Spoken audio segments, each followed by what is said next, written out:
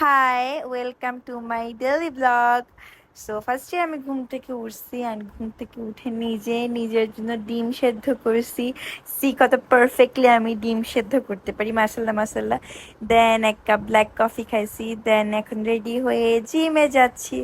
So অনেক ঘাম জড়াইতে হবে। আই নো তোমরা আমাকে বলবা অনেক পচা বাজে কেন আমি জিম করতেছি। আমার জিমের ট্রেনারও বলে তুমি ভাই পারফেক্ট শেপ আছো, তুমি কেন জিম করো? তাও ফিট থাকার জন্য করি। ফাইনালি জিম শেষ, বাসায় যাচ্ছি। বাসায় এসে ফ্রেশ হয়ে লাঞ্চ করলাম, গরম গরম ভাত, সাথে হচ্ছে ইলিশ মাছের ঝোল, ইলিশ মাছ।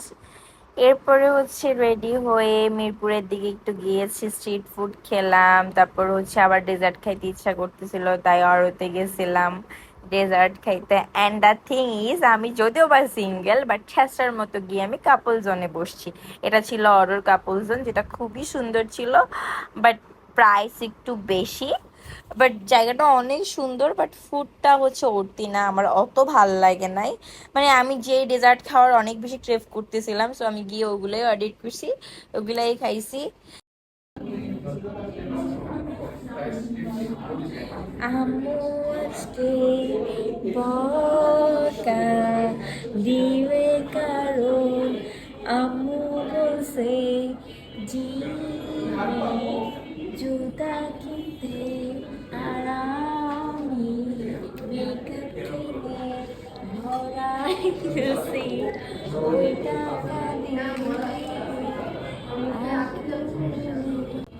অরোর মজার ব্যাপার হচ্ছে লাইক এটা হচ্ছে